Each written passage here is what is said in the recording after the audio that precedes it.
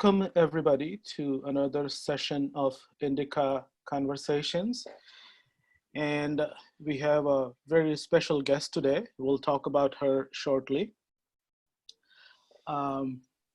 We started this series after we were in this lockdown situation. And we started thinking, what should we do? So Ram and Nishant and I got together and came up with the idea that we should start hosting these webinars. And I think this is fourth or fifth of our series. So welcome, I want to welcome you all. As we do always, we'll start with prayer. Ano bhadraha kratavo yantu vishwatah. May auspicious thoughts come to us from all over the world. My name is Avatans Kumar, and I am the head of Indica, president, which is also a subsidiary of Indica Academy in India. And with me, I have Nishant Limbachia. Nishant, introduce yourself, please. Namaste, Nishant Limbachia from Chicago area.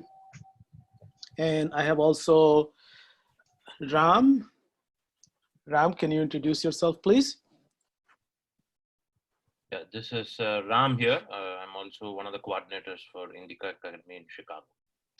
So Ram and Nishant are my co-hosts today. Quick word about Indica. We are a non-traditional university for traditional knowledge. We seek to build global renaissance based on Indic civilizational thought. We are pursuing multidimensional strategy across time, space, and cause by establishing centers of excellence, transforming intellectuals, and building ecosystem. We are a 501c3 not-for-profit organization here in the US, and all contributions made to Indica are tax deductible. Please visit us on our website, that is www.indicacademy.org. Explore, navigate our activities, platforms, and initiatives. Please follow us on Facebook, Twitter, and Instagram, where we are at Indica Academy. Before we bring in our guest today, we have a message from our founder, Shri Harikiran. Let me try to play this for you. I think Janet Ardern of New Zealand Prime Minister spoke about her achievements of the government for in 2 minutes she gave and that went viral. So Indica Academy just completed 5 years, and I've got 5 minutes to talk about it. So I'm going to talk very rapidly. I'm just going to share my screen, and hopefully we'll cover something for you to get a sense of. Okay, so Indica Academy is a non-traditional university for traditional knowledge. Our purpose is to bring about a global Indic renaissance that is based on Indic and indigenous knowledge systems. We pursue a multi-dimensional strategy, a strategy that seeks to build centers of excellence, seeks to transform intellectuals and build an ecosystem. We think about a strategy on 3 dimensions. I think about I'm living in a cube in these 3 dimensions, wherein we seek to preserve, protect, and promote our indigenous knowledge systems. Our thinking is near term, medium term, and long term. And we look at the dimensions of intellectual, cultural, and spiritual. That's the broader framework.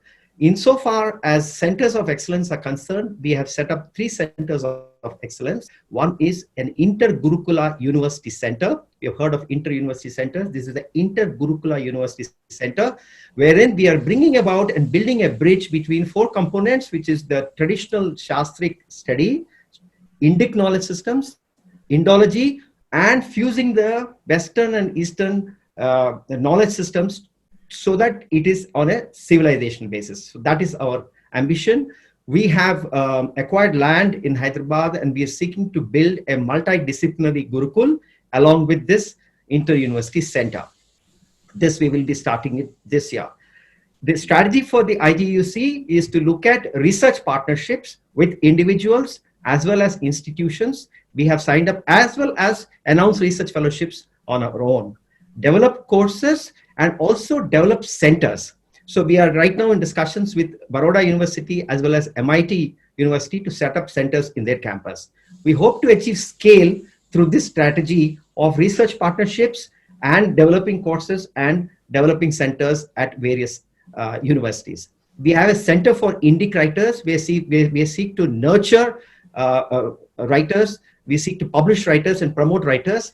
And over the last 3 years, we have emerged as the largest platform to promote books. We have done more than 160 book launches. We are into publications, and they're also into training. This month alone, we trained more than 20 people in writing. So these are the aspects of our IGUC center, writing center. We also have set up a center for soft power. This Center for Soft Power looks at analysis, advocacy, and awareness. We have a platform called Soft Power Mag, and advocacy, we have set up a platform called NICE, wherein we are seeking to nurture cultural entrepreneurship. We also have a research division to see how our culture is making a global impact. This is as far as the centers of excellence is concerned. We are now shortly starting 2 more centers, one center for sustainability, wherein we are looking at sustainability across agriculture. We are looking at sustainability in crafts and Ayurveda, and look at the indigenous knowledge systems, go to the field and do research there. We're also setting up a center for inner transformation, or center for spirituality, wherein we're looking at 3 kinds of courses. One course is a course to make yogacharyas, which is from Sanskritam to sutras, from kirtans, bhajans, chantings, and yoga sutras and Upanishads. So all that we overlaid on a typical 500-hour asana course. We're also looking at executive coaching as a part of this, and also to produce gurus in the traditional Vedantic system. These are the 5 centers that we have. We are also, we have a strategy of transforming intellectuals, and what we call as a strategy of self, selfless, and self. When we talk about self with a smaller self, we talk about helping a person discover his swadharma and nurturing that. Selfless is to make him think and invest in him to work on social entrepreneurship, and self with a capital S is to help him discover his true self. That is our strategy for transforming intellectuals at a broader level. More specifically, we look at courses, we conduct courses, we offer research fellowships. We have more than 80 research fellowships that we are in the process of granting. We have already granted 20. We are in publications. We have published 14 books. We are conduct events. We have held 496 events as of 31st of March in the last 4 years. In this year alone, again, we have done about 8 events. And we have also developed platforms wherein individuals, we nurture them as entrepreneurs. We have Indic Book Club, which is a platform being nurtured with Abhinav Agarwal, wherein we are promoting books. We have distributed more than 9,000 books through this platform. We have Indic Today, which is being run by Yogini Deshpande. She is the editor, and that's a platform for serious and semi-serious knowledge in Shastras, Indic knowledge systems, and Indology. We have Indica Pictures, which is a platform for short videos being done by Gayatri Iyer. We have Indica Yoga being run by Vinay Chandra. We have Indica Moksha being run by Nitin Sridhar, which is a platform, which is the largest platform. We have more than 10,000 videos on Vedanta. We are doing a global festival of Adi Shankaracharya for 30 days now. We have iGen Plus, which is run by Soumya Agrawal, which is a joint venture with her, which is targeted at children up to high school. And over the last 2 years, we have made several interventions. And we have now set up NICE, which I mentioned earlier, which is a network of Indian cultural enterprises, which is going to be the NASCOM or the CIA of culture. Arunima Gupta is heading that. And Soft Power Mag is run by Vijayalakshmi Vijay Kumar and Aparna Sridhar. These are all the platforms that we have. Insofar as the ecosystem, we are consciously trying to build an ecosystem. The ecosystem we are trying to build, wherein we don't have a view, we only are the infrastructure creators. Any ecosystem has 2 components. There's a living component, there's a non-living component. We are trying to invest in the non-living part. We don't have any views. We are diverse and inclusive, and we welcome all views. And the way we look at building this ecosystem is through a connect, cooperate, and collaborate strategy, where connections, we help smaller people, smaller networks to form. We have city networks. We have networks in 30 cities. Over the last 5 years, we've developed these networks. We have domain-wise networks, focused on specific domains. And that's how we are trying to create this ecosystem of helping people connect each other. We have a corporate strategy wherein we give grants. We have emerged as the largest grant-giving organization in this space. We give grants for events, publications, research and fellowships, travel, and scholarships. We also encourage collaborations. We collaborate with other institutions. Like I mentioned about research, we collaborate for finance, we collaborate for technical, we collaborate for infrastructure. So that's a collaborative strategy. This is the overall basis. The kind of events that we have held are range from Vakirtha Sadas to retreats to workshops, conferences, walks, screenings, book launches, Indic talks. That's broadly what we do. I just take one more minute. There's several highlights and several things that we have achieved and which we are proud of in terms of when we look back in the last 5 years.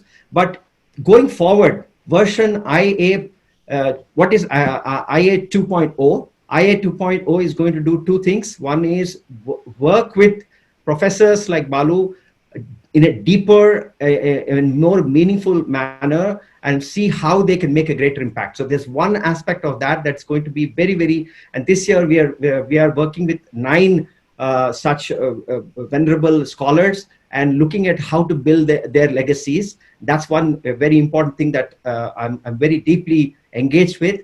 And then there's another aspect of building a Gurukul here, multidisciplinary Gurukul here, and the Inter-University Center. That's the second version. And the third version is to look at scale and how we can approach scale. We just gave 100 scholarships for publishing for first-time authors. So how do we get scale and reach out to a larger people? So this thing between richness and reach, and that's what we are trying to do. And I hope my 5 minutes is over. Thank you so much. Wow. All right. So with that, I would like to now introduce our speaker today. We have for that Professor Meenakshi Jain ji. Professor Meenakshi Jain is Senior Fellow of Indian Council of Social Science Research. She is former Fellow of the Nehru Memorial Museum and Library. She is former Associate Professor of History, Gargi College, University of Delhi.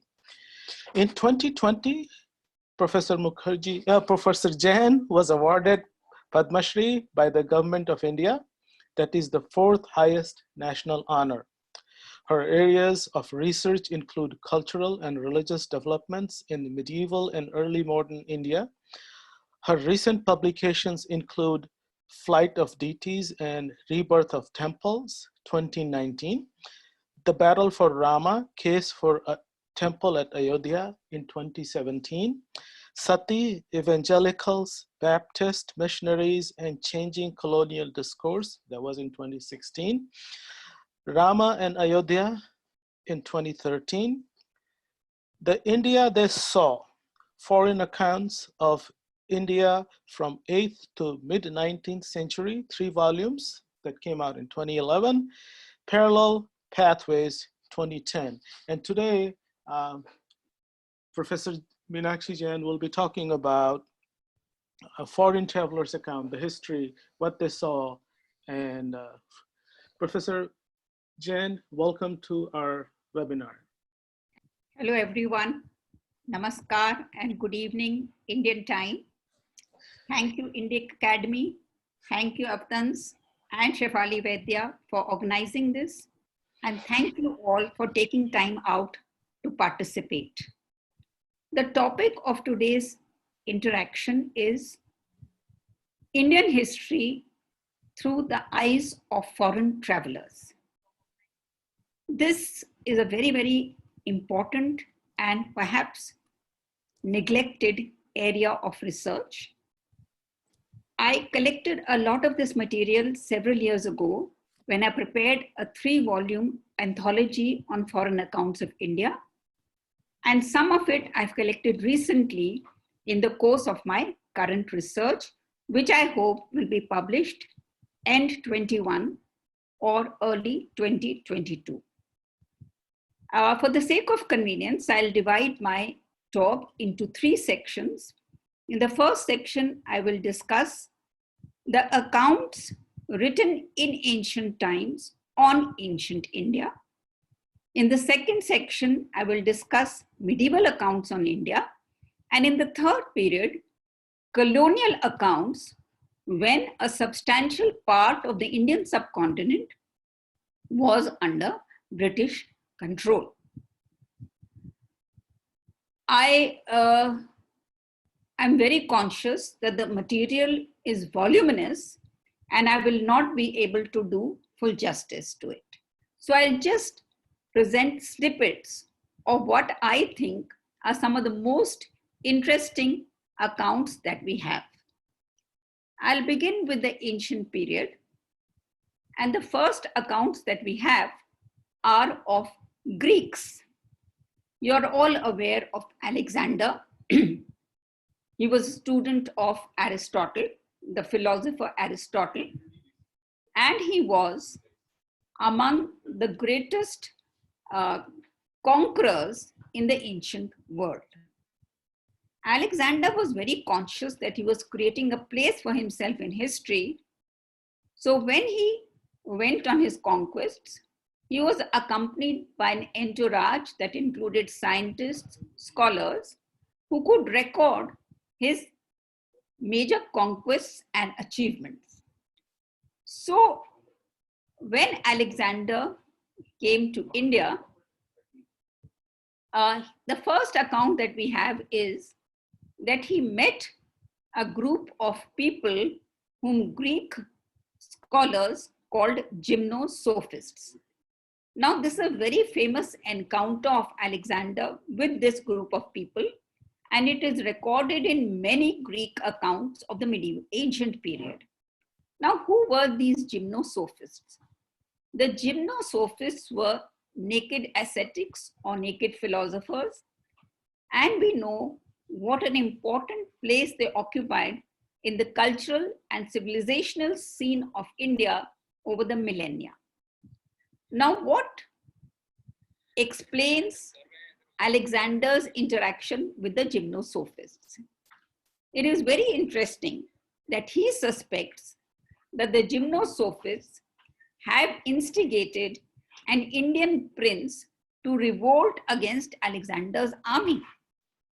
This is really very amazing that in 326, a group of 10 gymnosophists are encouraging an Indian prince to revolt against an invading army.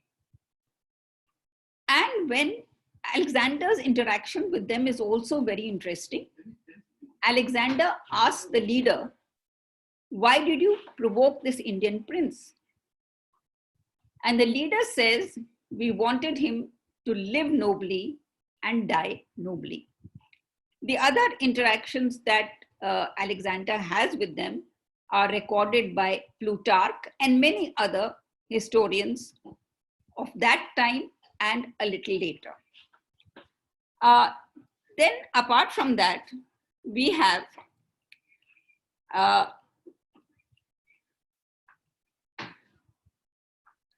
some accounts which suggest that when Alexander arrived in India, he actually did not know where he was. He thought he was in Upper Egypt and that he would eventually come to the Nile and the Mediterranean, and then he would be able to go back home. But in Punjab, he met people who knew otherwise. So he asked them to give him an account of the country as they knew it.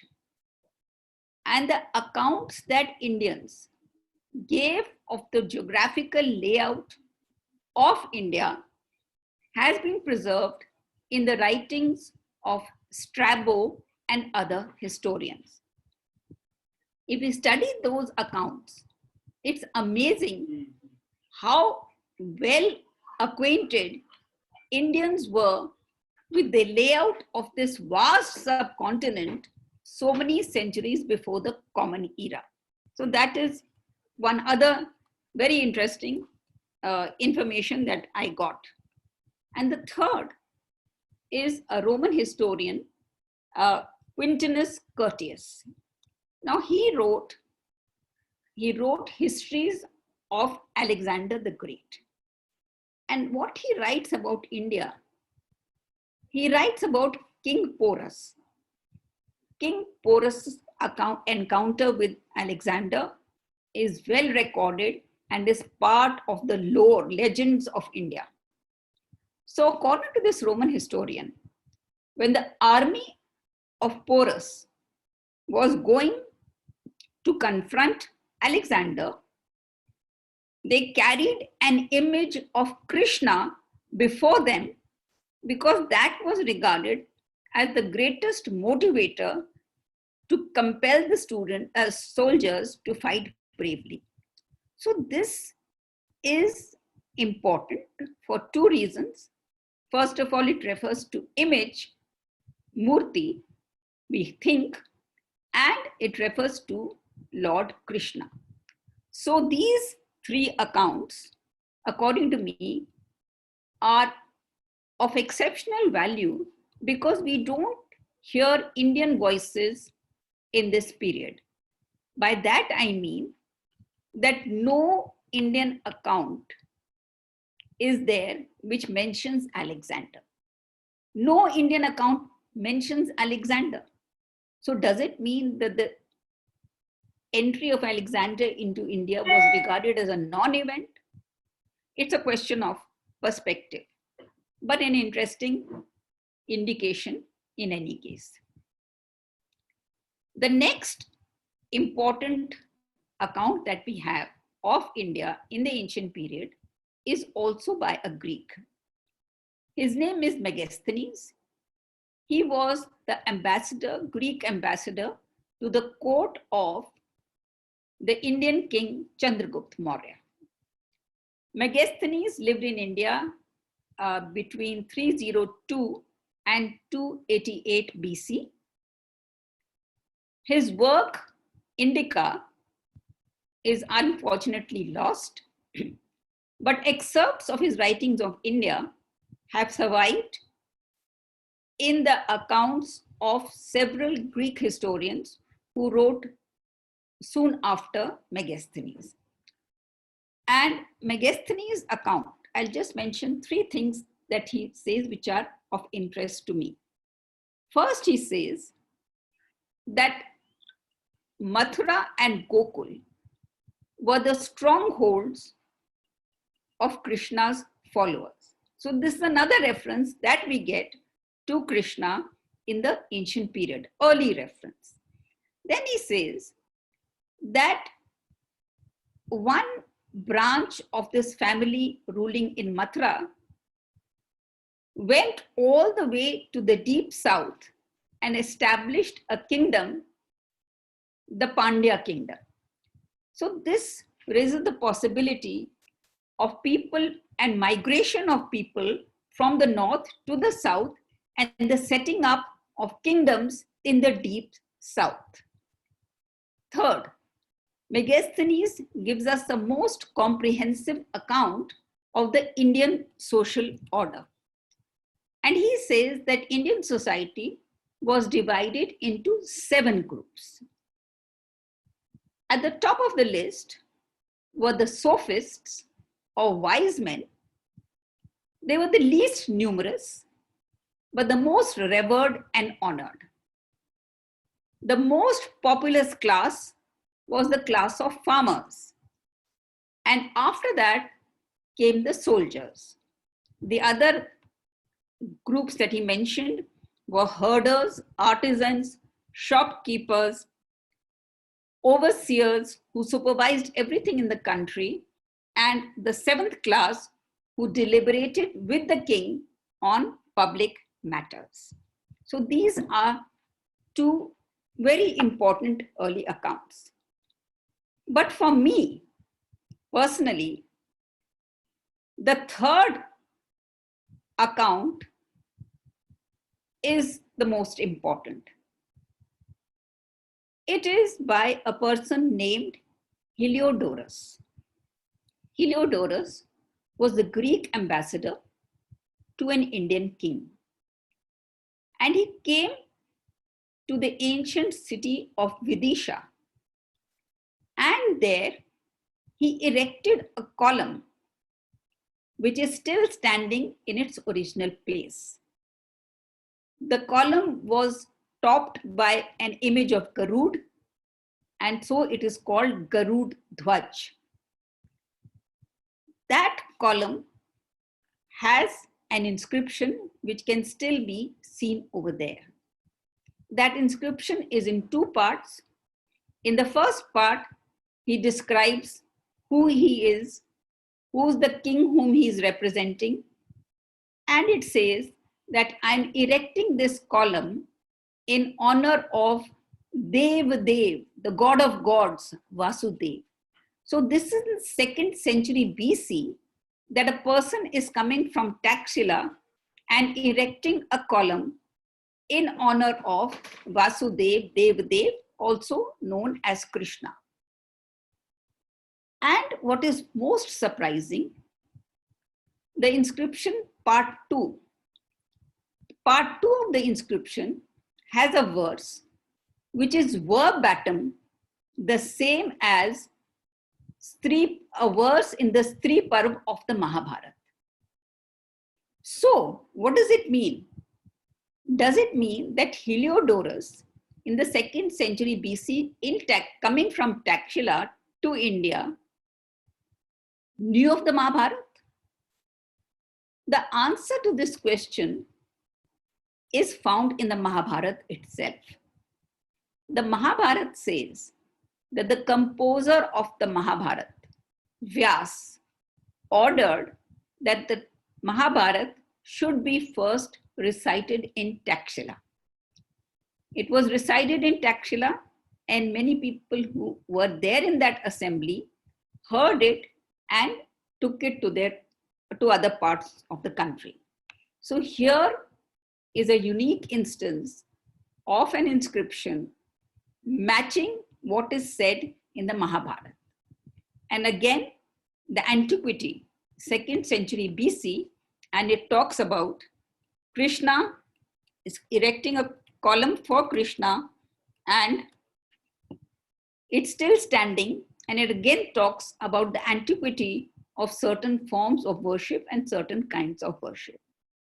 Archaeologists have later, in the 19th and 20th century, they have excavated around that column, and they have found that it was a very important center of the worship of Vasudev, and they have found parts of the remains of a temple. So this antiquity of Krishna we have got from two sources. One is the sources that came with the Greeks, and the other is the epigraphic evidence by Heliodorus.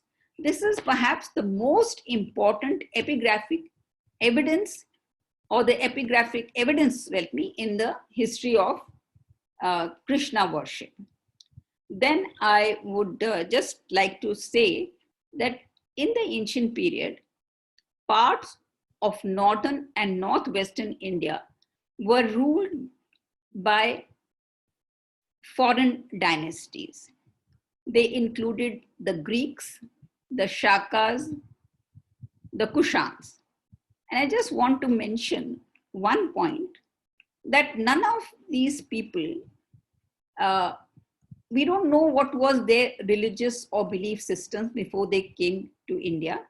But in India, we find that they all become patrons of Buddhism or some tradition that was indigenous to this country. And I would like to mention one Greek ruler, Menander was his name.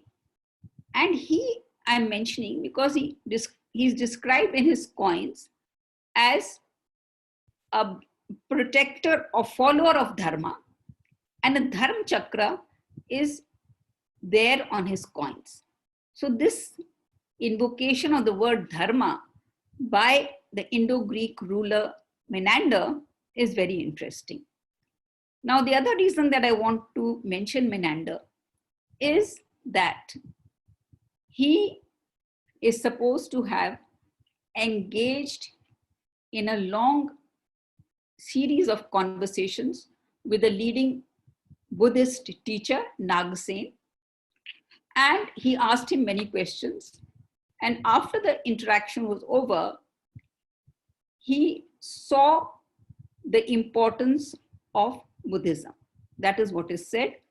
And these conversations of his are recorded in a book called Milinda Pano, The Questions of King Milinda. So this is not exactly a foreign source on India, but it does tell us something about an Indo-Greek ruler who ruled over parts of northern India. Interestingly, at the Buddhist site of Bharut, famous Buddhist site in central India, there is a frieze of a Greek, and he's in Greek dress, and it is speculated that it is a representation of this Greek king Menander. In Sanchi, we have depicted on the gate, one of the gates, Greek musicians and Greek devotees. And in Karle, we have the Karle caves, in which we have inscriptions of many Greeks making donations. So these are some very interesting accounts that we get from the ancient period by foreigners, and which helps us to get some idea of the cultural history of this subcontinent. Now, after that, I want to mention several Chinese who visited India. They came in large numbers because they wanted to visit Buddhist sites and to collect Buddhist texts. A lot of the inscriptions of the Chinese you can find in Bodh Gaya, but I want to refer to 3 Chinese travelers. They are well known, and every scholar of ancient history has used their works. So they are Fa Hin, Yun Sang, and Itzing. Fa Hin came in the 5th century. He visited Lumbini, the birthplace of Buddha, and he described Takshila, Patliputra, Mathura, and Kannauj.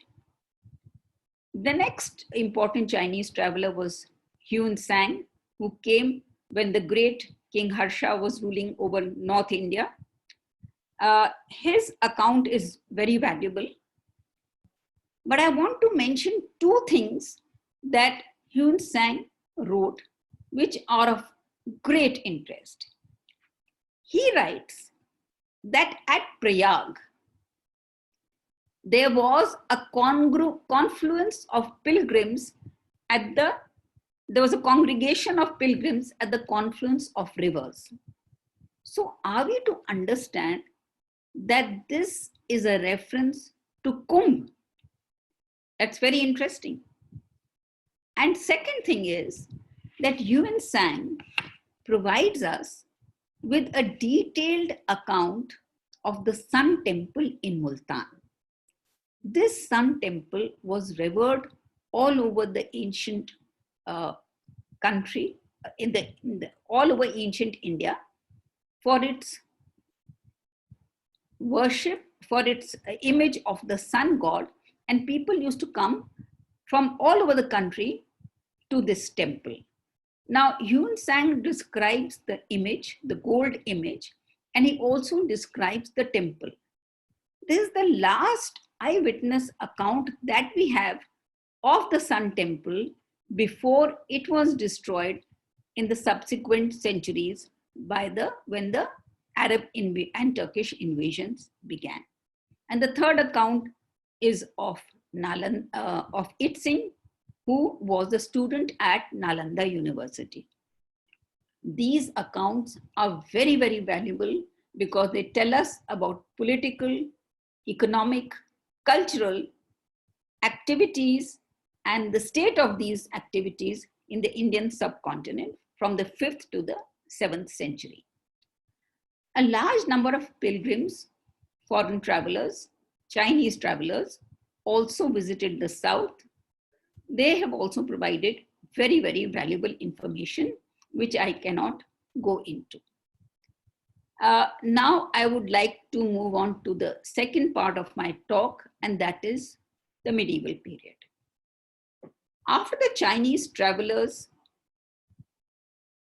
a new era begins in Indian history. And in the 7th century, we have the birth of Islam.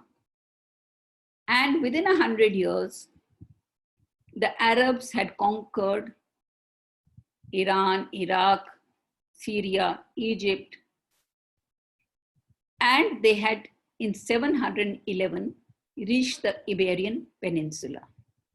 The next year, that is 712, they entered Sindh with its capital at Multan.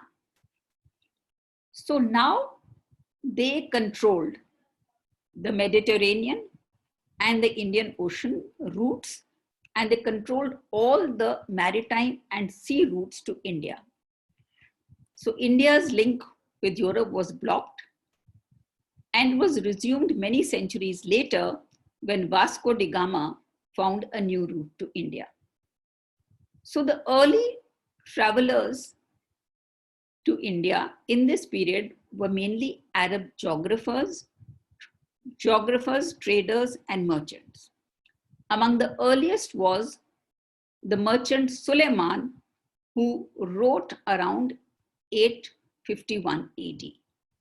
Now, these early Arab travelers to India, they communicated knowledge of Indian numerals, mathematics, philosophy, logic, military science, medicine, astrology, astronomy to the outside world. And at this time, they regarded India as a source of wisdom. In fact, Masudi, one of the early Arab travelers, said that hikmah or wisdom came from India. This view of India, unfortunately, undergoes a change in the 10th, 11th century when we find a more critical view of India becoming the dominant view. Now, the early Arab travelers, when they came to India, they were struck by the military might and the wealth of the Indian kingdoms. And they particularly mentioned the kingdom of the Palas in Bengal, the Gurja Pratiharas in central India, north and central India, and the Rashtrakutas in the Deccan. Now, according to the Arab accounts, the Pala ruler possessed the largest armed force in the country, and he was accompanied by as many as 50,000 elephants. We don't know how accurate this is, but this is what they wrote. And he said that he had 10 to 15,000 washermen in his army. And they said in the Pala kingdom, a cloth was woven that was so fine that it could pass through a ring. Then they wrote about the Gurja Pratiharas, and they described them as enemies of Islam par excellence. They said that they possessed a cavalry which no other Indian king could rival. And then they mention the Rashtrakutas in the Deccan. They regard them as the greatest kings of Al-Hind and the 4th greatest rulers in the world. And just one or two things that I want to mention, what they write about women. This is Abu Zaidul Hassan of Sira, he writes in 950 that the royal women in India were not veiled. They did not cover their face. Most Indian princes, when they held court, allowed their women to be seen by men who attended it, whether they were natives or foreigners. And an account preserved in the journal of the first voyage of Vasco da Gama records that women at Calicut, that is where he landed, wore many jewels of gold around their necks, numerous bracelets on their arms, and rings set with precious stones on their toes. Now, the greatest account of India in the early 11th century was written by Al-Biruni. Al-Biruni was a contemporary of Mahmud Ghaznavi, who invaded India 16 times. Al-Biruni was really interested in understanding Indian civilization, and he made a most comprehensive, detailed study which encompassed philosophy, religion, economy, astrology. There was no facet of India that he did not try to understand or cover. And since I want to bring to your notice various kinds of insights that we get into aspects of Indian history and culture, I thought I would mention to you what he says about Indian writing. He says that in the south, there is a tree that is, each leaf is about 1 yard long. It bears fruits, but its leaves are used for writing. So this is an account that he gives of writing on tree leaves, and another account of another tree in central and northern India that is also used for writing. This is the tuz tree. They say that, he says that they oil and polish the leaves to make it smooth, and then they use it for writing. So these are interesting pieces that we get. Al-Biruni also writes about Varna and Jati, and he says there were always only 4 castes. And he says whatever the different professions that the castes followed, they never lived in separate villages. They all lived in the same villages and towns. This is what he writes. And I thought, since I've done a study on the fate of temples in the medieval period, I thought I would bring to your notice that he writes about many sacred cities, and he also writes about the temple of Ma Sharda in Kashmir, that is now in POK. And another account of the same period is of Gardizi. He was an Arab traveler of the 10th century, and what I found interesting in his account was his description of worship at Ujjain, the Mahakal temple at Ujjain, and that temple worship still continues at that site, though that temple had a very turbulent history, which we can discuss some other time. Now, in the medieval period, as far as political history was concerned, the most momentous development was the establishment of the Delhi Sultanate in 1206. This was the first time that Muslim rule was being established in Delhi.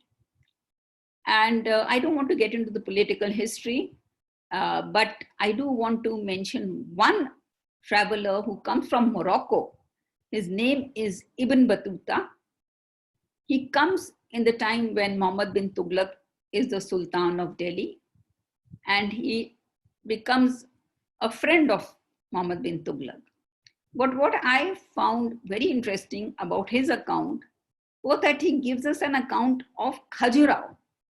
The Khajuraho temples, they're world famous, and we've all heard of them. And what he says is that the temples have been desecrated, but there are yogis who are living over there, and that place has not been deserted, though it has been desecrated and destroyed. Now this is, we've talked about North India. What was happening in the South? There were two very, very important dynasties. One is the Chola dynasty, which we've all heard of, and the second is the Vijayanagara Empire. I want to say one thing about the Chola dynasty. I want to draw your attention to a female ruler.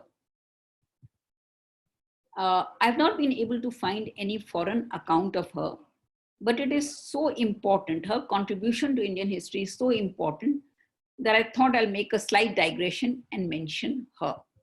Her name is Sembian Mahadevi. She was married to the Chola king, but he passed away when she was not yet 30. So her child was an infant. He could not ascend the throne. She lived for a very long time.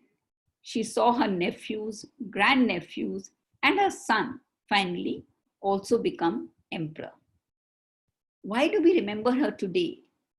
Because it's a very rare case of a woman ruler who initiated such an important movement in Indian art and culture. She commissioned many temples. But what is most important is that she started what we know as Chola bronzes today.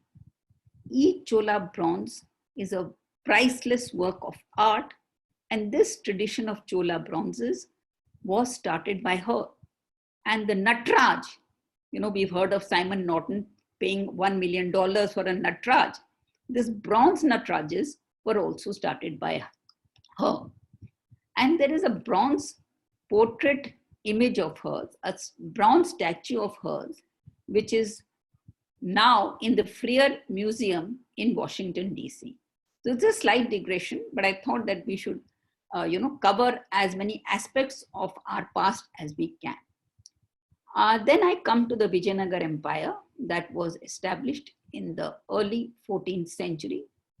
It was established ostensibly to stop the halt of the armies from the north, the Sultanate armies, the armies of the Delhi Sultans, from invading the south. Now, for our purposes, we are very fortunate that so many foreigners came to Vijayanagar and left vivid accounts of the glory of that kingdom. And many of these foreign travelers even got audiences with the Vijayanagar kings. And they have written detailed accounts of their encounters in interviews with the king. Abdul Razak, for instance, he wrote about his meeting with the Vijayanagar king. The most copious accounts on Vijayanagar have been given by two Portuguese traders, Nunes and Pais. And they have given detailed accounts of the 9 days Navratri or Dussehra festival that used to be celebrated with all pomp and grandeur in the Vijayanagar kingdom.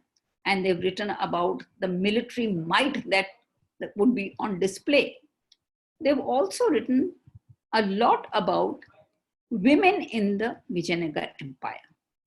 They say that around 4,000 women used to live in the palace of the king himself.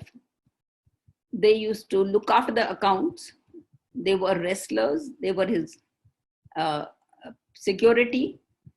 They, apart from other activities, they were skilled in warfare. And he also says that it was their duty to keep a record of what was happening in the kingdom while they were inside the palace, and their accounts would be compared with those that came from outside. So they had to keep tabs on what was happening in the kingdom. So they were judges, women were judges, bailiffs, and watchmen who every night guarded the palace. They were all women. And there is, since we're talking about women, we have a lot of interesting accounts of women in the south because it was the matrilineal system. So we have very interesting accounts of a little later period of women rulers in the south. And there is an Italian nobleman who came, Petra della Vella, and he wrote about his encounter and experiences of women who were rulers of small villages, cluster of villages. And what he writes, that there was no difference in their dress from that of their subjects. They dressed the same way. They were hands-on rulers. If a work had to be done in the farm, they would go themselves and supervise it. And he writes in very glowing terms about the sagacity. There was no distance between the ruler and the ruled, and how very, very flattering accounts that we have, particularly by this Italian nobleman, Petra della Vella. Now, we also have accounts of, descriptions by the Portuguese of caves like the Elephanta caves. And they're really wondering whether this could have been the work of a human being. I mean, they were so intricately carved. And they used to wonder how was it possible for a human being to create this. So we have beautiful eyewitness accounts of the caves which they saw, because that is the route from which they came. We have French travelers coming at this time. Tavernier wrote a very, very detailed, comprehensive account of the state of Indian economy, Indian industry, India trade. And what I found most interesting was his account of the diamond trade in Golconda. And he mentions how boys would be trained from the early age of 10 and how quick they were to learn their craft. There is another Italian I would like to mention, Manucci. Manucci came to India when he was 17 years old. He wrote a 3-volume work on India. This is the most detailed account of the reigns of Emperors Shah Jahan and Aurangzeb. And he met the great Maratha leader Shivaji many times. And he has left an account of those meetings with Shivaji. Now, since my last work was titled Flight of Deities, and in that work, I discussed what happened, what was the fate of temples in the medieval period when India experienced iconoclasm on a large scale. So since we're talking about foreign accounts, I would like to mention some of these accounts that were very useful for me and for us to reconstruct the fate of temples in the medieval period. The Sun Temple at Multan, I told you that Yuan Sang was the last eyewitness account of that temple. And then the fate of the image and that temple have been described in detail by Al-Baruni. I want to particularly mention what foreign accounts we have on Ayodhya. You are all aware that Ayodhya has been a very vexed and troublesome issue for the last so many years, until it was finally resolved by the Supreme Court in 2019.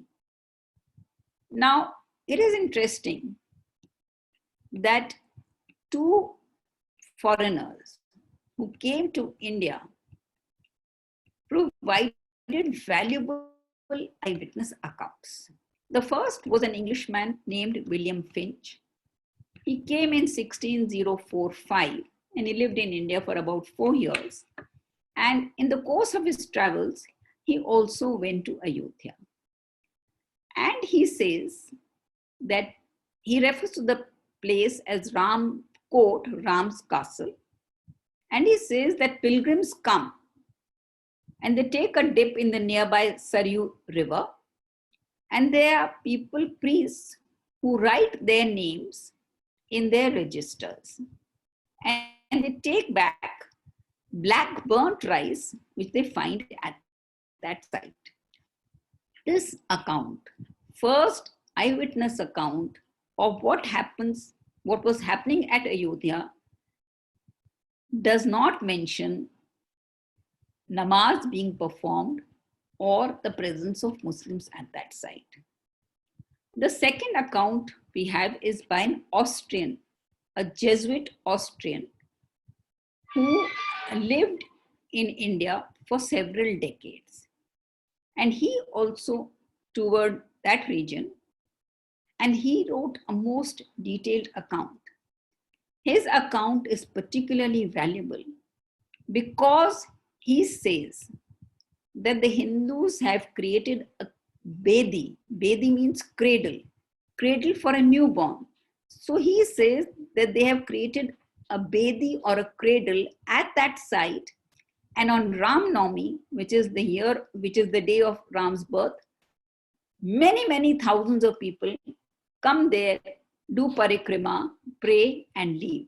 So these two eyewitness accounts do not mention the performance of namaz at that site.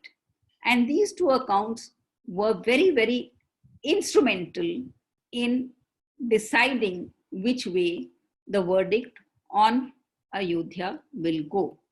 There are two other accounts that I would like to mention. The destruction of Mathura in the course of Mahmud Ghaznavi's invasion, 9th invasion, was recorded by his historian Utbi. Now, the temple was destroyed, maybe constructed, reconstructed on a small scale. Whatever, some form of that temple was built, and it served as a place of worship till the time of Akbar. Then we have a Portuguese father, Antonio Montserrat. And he was one of the Jesuits who was at Akbar's court. He visited Mathura in 1580-82, and he said all the temples were in ruins and only one temple was there, and crowds come from all over India. Now, in the time of Jahangir, there was a local ruler who helped Jahangir in a critical period in his life. So he was given permission to build a Krishna temple at Mathura. That temple was seen by two Frenchmen. These are the last eyewitness accounts that we have of that temple, Bernier and Tavernier. Bernier saw it in 1663 and Tavernier saw it in 1650. So these two very valuable accounts of that Krishna temple, and then it was ordered to be destroyed by Aurangzeb in 1669. That destruction has been recorded by Saki Mustaid Khan, which is also available. And I want to mention one German traveler to Ahmedabad. This German traveler came in 1638 and he visited Ahmedabad. The leading jeweler in Ahmedabad was a Jain named Shantidas. He used to supply jewels even to the Mughal court. He had built a beautiful temple in Ahmedabad city. This German was the last eyewitness. His account is the last eyewitness account we have of that grand temple. And then, of course, it was destroyed. So in the medieval period, we have so many narratives running simultaneously. We have narratives, as I told you, of Vijayanagara. Then we have what's happening in the north. Then the Mughal Empire comes, and we have these streams. And we have so much economic activity going on, and we have side activity of temple destruction also alongside. So there's a vast amount of writing on all aspects of Indian history in that period, which I can only just mention. And in the last segment, I want to discuss some of the writings on India in the colonial period. And the British, when they begin to rule over India, when they become responsible for the government of India, they begin to move out of the cities and go to the small towns and villages. And what they observe is something which surprised them. They realized that large sections of the population had bypassed the state administrative machinery as far as their daily lives were concerned. So if they wanted redressal, if they wanted dispute settlement, local issues, they tried to settle within their community. And these colonial historians, these colonial officials, they were surprised that the indigenous systems of redress had survived and were intact and were working and were delivering all these centuries. And they mention one or two, which I'll just mention. One is, they say that one form of redress is dharna. Dharna, they say that if you are an aggrieved party and somebody has done you injustice, you want redressal from that person. So what do? The native would take a dagger or some poison and go in front of that person and sit there and threaten to kill himself if he was not given justice. So this was something that they found really very strange and very effective. They wrote a lot about the village community, how it was catering to the needs of every section of society. And they also wrote a lot about the panchayats. They said the panchayat system was the most effective system in delivering justice to as many people as possible in a cost-effective manner. And to conclude, I will just give you an account of a report that was written in Bellary in 1823. This person was the collector. He was asked to prepare a report on the state of education. And the report that he gave was really very interesting. He said that the school is divided into particular number of classes. The senior boys are given the responsibility of looking after or educating the junior boys, and the headmaster keeps a check on the whole school. And they said, unlike in Europe, the students never begin by reciting the alphabet. They begin by writing the alphabet on sand.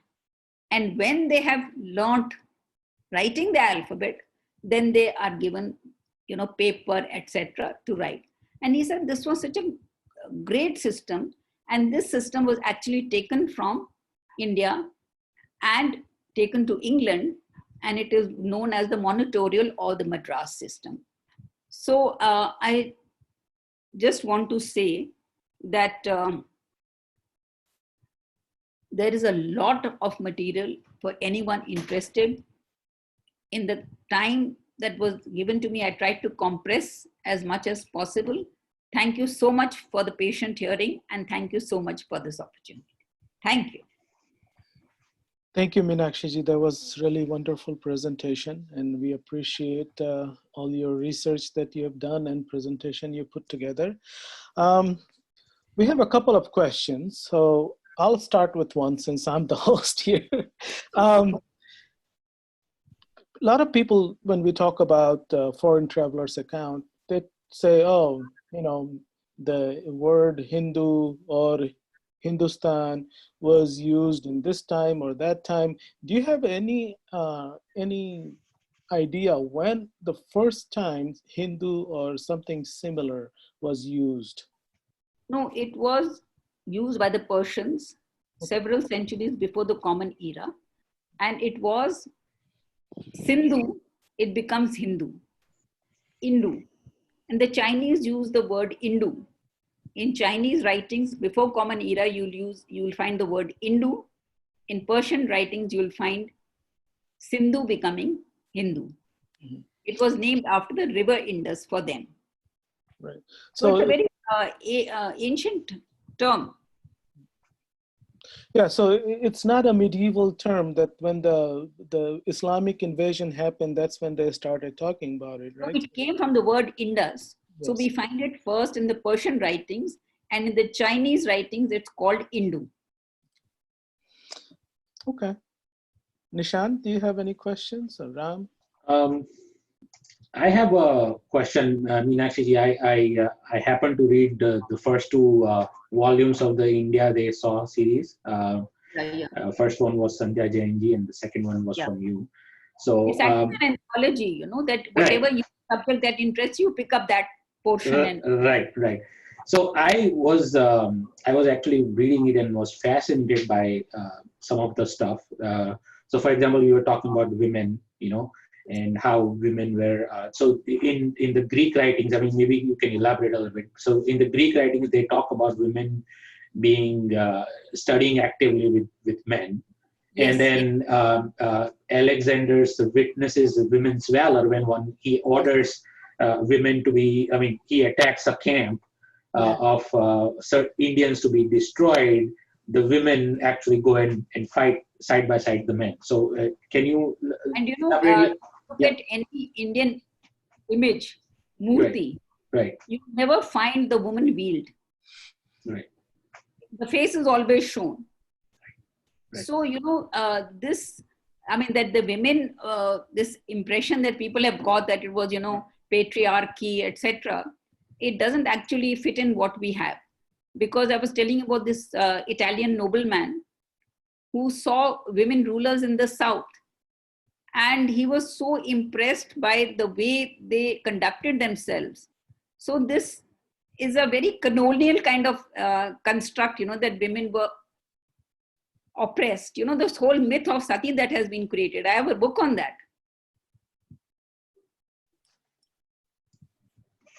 Very good.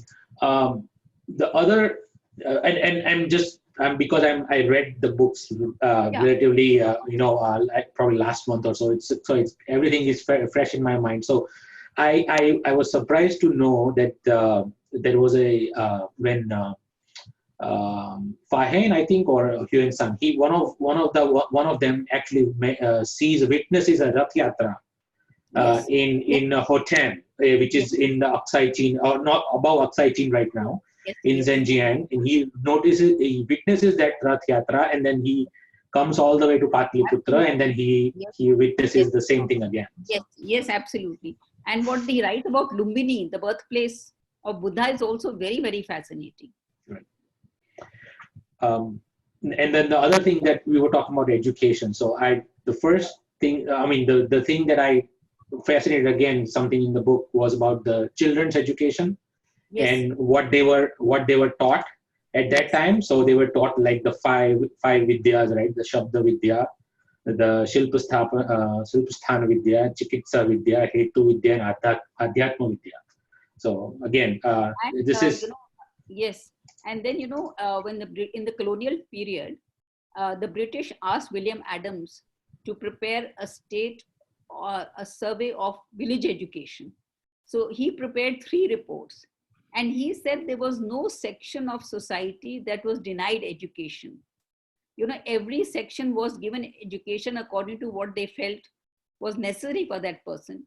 And he makes a very interesting point that zamindars in Bengal were very particular that their daughters should get education, because they said, that if she gets married and the husband passes away, she has to be able to understand the finances and to safeguard her heritage. So he makes this point that zamindars were very keen that their daughters should get education in mathematics, accounts, etc. Ram, do you have any questions? There is one comment from Kiran. Have any of you read my latest book, Flight of Deities? I have not, but I have heard your presentation. Okay. Yes. Okay. I have it, Meenakshi ji, with me. I am planning to read it pretty soon. I'm just on the, I completed 2 volumes, so I'm going to be reading actually, this is, work which has not been attempted before. Because whatever has been said is that, temples were destroyed. And I also used to think, just hear that. And for me, that was the end of the matter. Temples were destroyed. Okay. But then it occurred to me that the temples were such huge structures. They could not be destroyed in a day. Right. So it was possible to save the murti. If your house is under attack, you will run away with whatever is most precious in that house for you. Then I started examining, and the wealth of evidence that is there. Obviously, I couldn't collect all of it, but each district has stories of how the priest or the devotees ran away with the image and what effort they took to safeguard and protect that image. It speaks volumes for the, the spirituality, the de-spirituality of ordinary people. Which is something that, which has not been given its due accord. And at some point, I think that there has been an attempt to break that link between the devotee and his heritage. Right. I think you were mentioning a story where the priest brings the murti back and then takes it back when the invasion stops, and he puts it in his head and walks all the way and reestablishes. There are so many such stories that, in the Vallabh Sampradaya, that was one of the Sampradayas of Krishna devotees, their images were very small. So the temple servants hid the images in their turbans and ran away. Wow. In many places, the images were buried in the temple, and the place of burial was known only to a few. In some places, people were running, they took them on their camel back. So it is, I can't think of any other civilization which has this incredible story of not just one temple, thousands of temples. The story is repeated in thousands of temples. The method of saving is different depending on the situation. And from personally, I believe that even the destruction of temples was not just iconoclasm or just destroying the deity. It's actually destroying the entire economy that's surrounded by the temple. So, if you destroy the temple, is that true? Is that true, Meenakshi? I think at that time they were really not worried about the surroundings. They were just, for them it was iconoclasm. Okay. They were destroying the surrounding economy and all that. They were, you see, the point is, let me ask you a question. Some years ago, the Bamyan Buddhas were destroyed. Right. So there was no ecology around it. They were just standing there. Right. And they were not even in that sense in active worship. Right. But still they were destroyed. We have a question that's from Saurabh Grover. Is there any criticism of Indian society in pre-medieval foreign accounts? Did you any? I cannot think immediately of criticism. Okay. Because at that time India had a very unique place in the world, and they came to learn actually.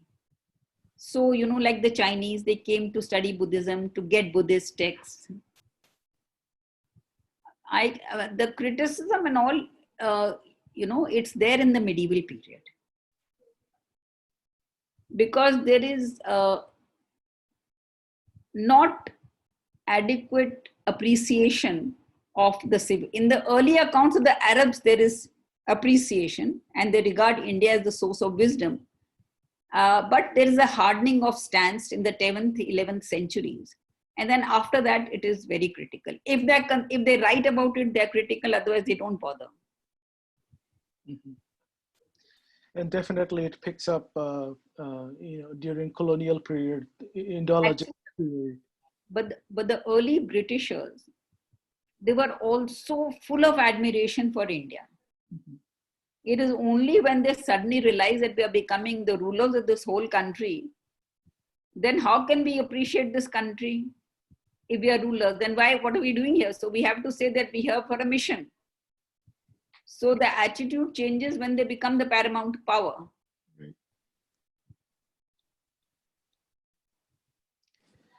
Ram, do you have any question while we parse at the other questions that are coming in? So there's only one question that I want to relay actually. I think it's from FB.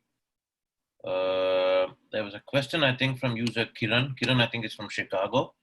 He was asking this question, madam: how can we access the research? Is there an archive that could be used by the common man? Archives for the common man? Yeah. It's very difficult, because archives are not accessible easily even to scholars. It's a very, very difficult process, and they've got millions of documents. You don't know what you have to look for.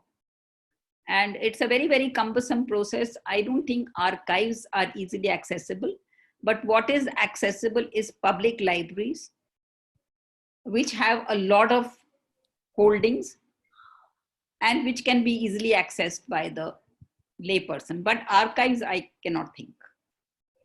Thank you.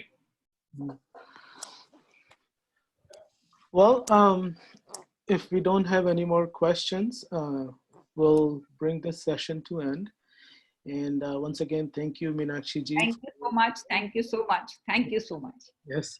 And thank you, madam. Namaskar to all of you. Namaskar to all of you. Thank you so much for organizing this. Thank you, madam. Good night. Thank you. I'm sure we'll meet again. Yes. Namaskar. Namaskar.